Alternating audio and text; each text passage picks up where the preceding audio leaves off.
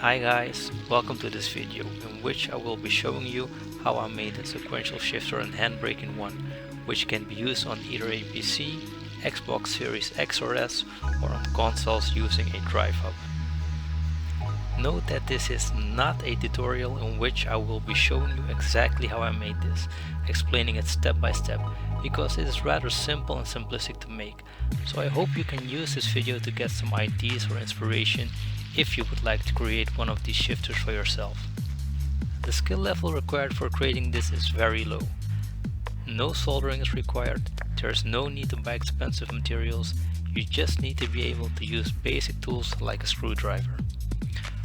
What we will need for building this is a controller.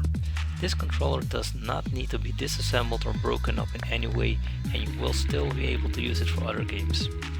You will need some materials you probably have lying around in the house, like rubber bands, wire and some wood. You will need some basic tools like a screwdriver, screws, nuts, bolts and that kind of stuff. And you will need some imagination for coming up with solutions for unforeseen issues. So let's get to it. Here we have the shifter and the handbrake over there. All that it is basically a wooden box that contains a controller, and those are attached to the upper levers that you see here. This is the handbrake and this is the shifter.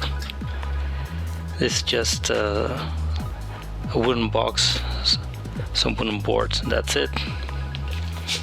And there's a USB cable going out, and that is attached to my Xbox Series S, that one over there. So how this works is the Xbox Series S and the X, they can use the controller and the steering wheel at once. This does not work on an Xbox One, because that can only use either the steering wheel or a controller, but the Xbox Series S and X have that option, that feature. If you want to use it using a Xbox One, then you would have to use a DriveHub. I'll start by explaining the mechanism of the sequential shifting. This is quite simple. We have a T-shaped thing over here. As you can see, it's put together, and all that it does, it pushes the top two buttons of the joypad. I'll show you this in a model I created out of Lego. So we just have two sides. We have a backboard, that's that red thing over there, and imagine it to be from the bottom to the top. And we have a upper part. Here you can see the same T-shaped form, and I also have two rubber bands, and those put it back in the middle. So let's say this is our controller. These are the two top buttons. We just put it underneath there, and then you can just shift up, down. That's basically it. Let's look at what materials I have used. I've used very specific materials, things I just had lying around at the house, so don't think you have to use these. I'll just show you what I did use. Here you can see a joystick. I bought this off AliExpress. I got this ID of another video of some guy that also created a sequential shifter, but that thing only worked on the PC. At least I could only get it working on the PC. And this works for the Xbox, because that's what I created for. You can see the same T-shaped thing over here. I had to extend this iron lever, therefore I had to remove the plastic cap that was at the bottom. Had to remove that, had to screw in another screw just to keep it tight again. And the disadvantage of this thing is that it can move in 8 ways. it can move all the way around, and you can move all the way around. And you only want it to move left and right. So the first thing I did, I put some pieces of Lego that I had lying around to limit that movement, only going left and right. But that still was not enough, because there's just a little movement over there. So I put some other Lego behind there, as you can see, and also there's a wire that's going over here, and that keeps that lever together, so it can only move in this space. That's all that it does.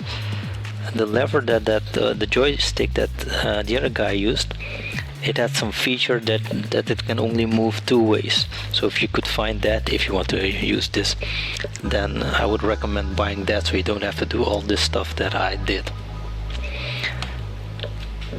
The next part was fixing the controller to the backboard. Let's say that this is the backboard. I put a thing like this, fixed it in there, put another piece of wood over there, and I drilled some holes in the cap of the controller, as you can see, so you can place it on here and you can screw it in here. And this way you can slide the controller in and out, so I can still use this controller for other games if I would like that. If you use this, first I used my Xbox One controller and it was not that sturdy, so every time I pushed it, it would go out. So you can fix that easily by just putting something over there, fixing it. But I use another rubber band, this over here, so it keeps it in place. For extending this joystick, I used something very specific. I used a syringe, in case you might wonder. And this thing is something of an IKEA closet that could just be shoved through here, and I fixed it with some screws. I'm not saying do it that way. I'm just showing, if you use your imagination, you can think of a million ways of creating this T-shaped thing. Here's another example of how I created that T-shaped thing, this time using Lego. So like I said, just use whatever you have lying around and you can think of a lot of ways of creating this. Now let's have a look at the handbrake. The handbrake is also a very simple mechanism. I'm using this thing over here, just a piece of iron. It's limited by a rubber band that pushes it back, as you can see. And this thing over here limits the movement going all the way here, so it stops over here.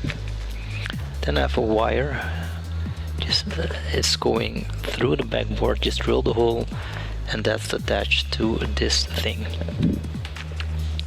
If you're attaching the wire, make sure that is underneath the pivoting point. So don't put it over here, but you need to put it over there because you want to pull it. The wire needs to be pulled.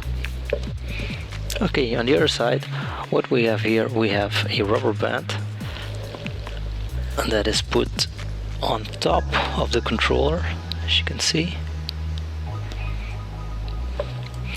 And that wire that was on the other side, speaker wire, that is fixed to this rubber band over here. So if I pull this, then the rubber band gets pulled towards itself. And I aligned this rubber band with the B button, and I put just a little something. This blue thing that you see is something that is also that same syringe. Again, use your imagination, just use whatever you can find, and just align it just above the B button, and then when you pull it, it goes in and out. Let's see if that's more clear. So that's what it is. Very simple. Now let's look at that using our model of Lego. So we have that same thing over here, just a sequential shifting part, and let's say this is the handbrake lever. So I'm just fixing it to the back side. This is that wire that was going through. I'm gonna put that through first.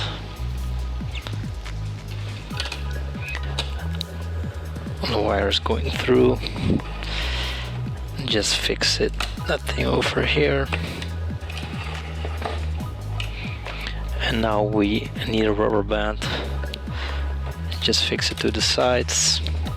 You can see now we have that rubber band fixed. Hope it's clear with all the colors. And then the wire that's going through, I'm just gonna attach it here.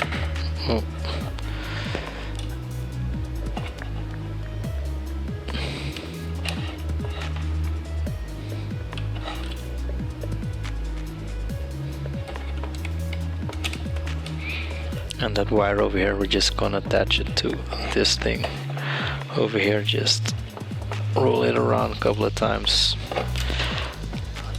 You have to do this more sturdy. This is just the model I'm using, so you get the idea. So now when I pull this, oh, I forgot to mention one other thing. You have to put something over here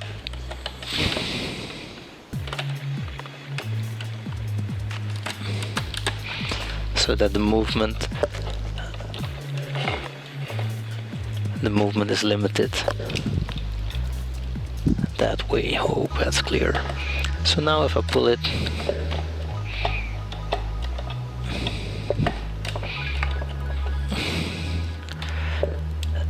the wire, it gets pulled in slightly, but just for demo purposes that you get the idea of how it works. As you can see, very simple. Just a lever, piece of wire, piece of rubber band, just a rubber band, fixing it. And then you also need to fix a button over here, or just a little something.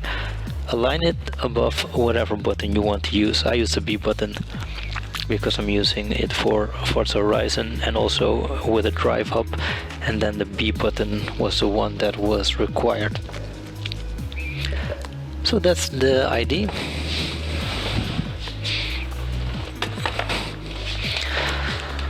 Let's look at the materials I used. This is just a piece of iron, a piece of hardware. This is also a piece of hardware, put some black tape on it. This thing is the handle of a jumping rope. I got that jumping rope off, it was just like €4, and I attached it with a band over there. So now you have that nice grip. This is some speaker wire I used, or 2 wires, just pull them out so you have a real sturdy wire. These are the rubber bands, hair bands, and that's it. Very basic materials, as you can see, so nothing too complicated. Let's have a look at the setup. There is not much to set up. The only thing I should mention is that when starting up the Xbox for the first time and starting up a game, when the controller is plugged in already, then it might not work. So you just have to unplug it and plug it back in, and then it should work. And this only applies to the Xbox Series X and S. When using a DriveHub, then this does not apply, then it works automatically. Here we have the setup for Forza Horizon 3.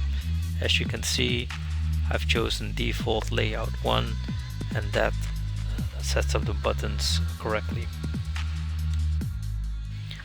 For Forza Horizon 4 and 5, you can just choose whatever buttons you wish, and the top 2 buttons have to be matched to the up and down shifting, and the B button has to be matched to the handbrake button, as you can see here. So you can still use the H pattern shifter when you use this. The only thing is, once you use it and then you start using the sequential shifter, then the sequential shifter stops working. As you can see here, the up and down shifting is working. It's not working, or it's working rather strange. The only thing you have to do is use the pedal shifter once or twice. I'm using my left hand to do that right now, and then it works again. This only applies to the Xbox. When using a DriveHub, it just works. I hope you enjoyed watching this video. I want to share this with the community because I had a lot of inspiration of other people that showed how they created their shifters or their handbrakes, and with those ideas of those people and my own ideas, I came up with this solution. I think it's an easy and cheap solution, and I'm a casual gamer, so for me it's enough. Might not be for you, but I still hope you enjoyed watching this video. Thank you.